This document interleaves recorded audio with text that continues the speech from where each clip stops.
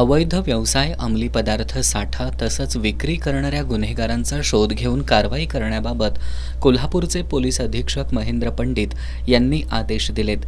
त्यानुसार स्थानिक गुन्हेन्वेषण शाखेचे पोलीस निरीक्षक रवींद्र कळमकर यांनी सहाय्यक पोलीस निरीक्षक चेतन मसुटगे आणि पोलीस उपनिरीक्षक जालिंदर जाधव यांची 2 पथकं तयार करून त्यानुसार स्थानिक गुन्हेन्वेषण शाखेचे पोलीस निरीक्षक रवींद्र कळमकर यांनी सहाय्यक पोलीस निरीक्षक चेतन मसुटगे आणि पोलीस उपनिरीक्षक जालिंदर जाधव यांची 2 पथकं तयार करून गोपनीय माहिती मिळवायला सुरुवात केली.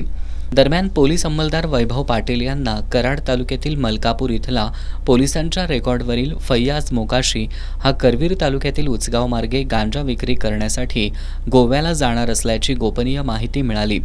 त्या अनुषंगानं पोलीस निरीक्षक रवींद्र कळमकर यांनी दोन्ही पथकांसह महामार्गावरील उचगाव पुलाजवळ सापळा लावला. यावेळी फैयाज अली मोकाशी याला सुमारे 10 किलो गांजा सदृश अंमली पदार्थ आणि मोपेडसह ताब्यात घेण्यात आलं. त्यानं हा गांजा सातारा जिल्ह्यातील उंब्रज इथल्या सोहेल सलीम मोमीन याच्याकडून आणला असल्याची माहिती दिली. त्यानुसार सोहेल मोमीन याला पोलिसांनी ताब्यात घेतलं. सोहेल मोमीनकडील चौकशीत कोरेगाव तालुक्यातील रहिमतपूर इथल्या समीर उर्फ तौसिफ रमजान शेख याचं नाव निष्पन्न झालं.